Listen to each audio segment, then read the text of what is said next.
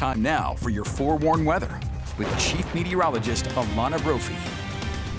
All right, checking back in with Chief Meteorologist Alana Brophy. Alana, it's warm already. It's a hot Wednesday, Sarah. We've hit our first triple-digit day in Washington County, and there's more to come. Are you ready for it? Because that heat is building quickly. Live view from St. George. We see those clear conditions, lots of sunshine. The temperatures have climbed in just the last hour to 103. First 100-plus degree day, but we've seen plenty of 90 and 95-plus. Now, we average 52 days of triple digits in southern Utah through the summer months.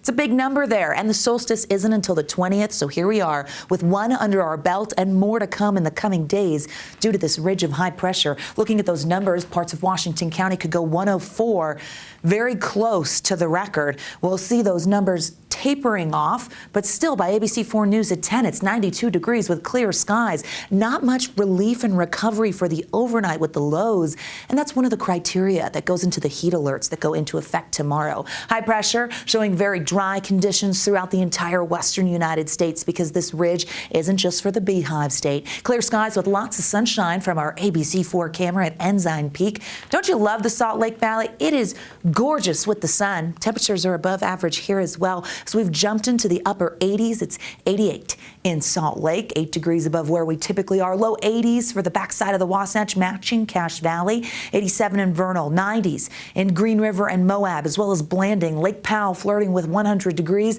and it's 103 in St. George right now, and we're not done when it comes to the heat of the day. Temperature change from yesterday shows how this ridge moved in and really made impacts quickly. We're 11 degrees warmer in Salt Lake and Ogden than where we were at this point yesterday. 13 in Provo, 7 in St. George, 10 in Milford. So statewide, we saw those numbers climb. Amazing video. This is what the Uintas look like right now underneath this ridge of high pressure. You see plenty of snow still up there. So when we get the spike in temperatures, our friend Thomas sent this our way, we know that we're going to see runoff continue. Yeah, there's still plenty up there, and it's going to come off the mountains, meaning that our local waterways will be high, fast, and cold. Looking at that river flow forecast, we look at the Cottonwood Creeks because they're expected to hit the action stage Friday into Saturday. This put out by the Weather Service. A lot of normal rises when it comes to rivers in and around the area, but still, precaution is necessary. Make sure you're keeping children and pets away from those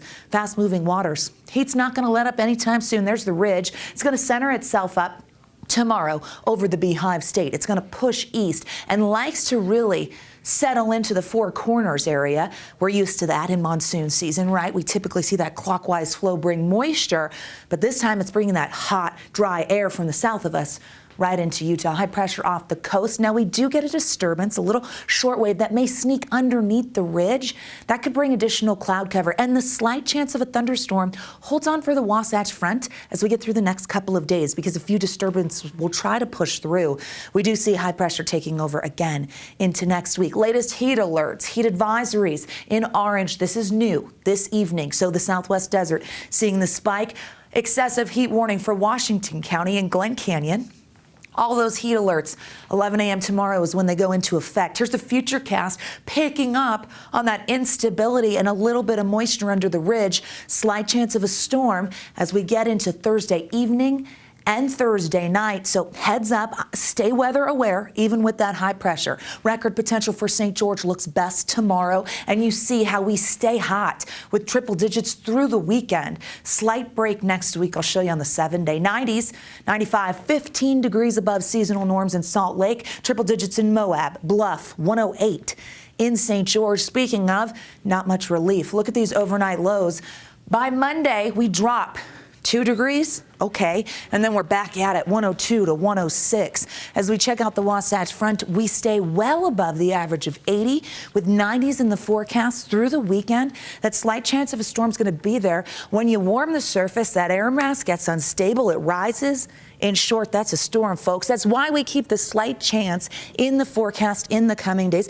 First triple-digit day of the year in the second. It's here. It's happened. Here we are into June. It's too soon. Yeah. Some folks may be saying that in the South. Yeah.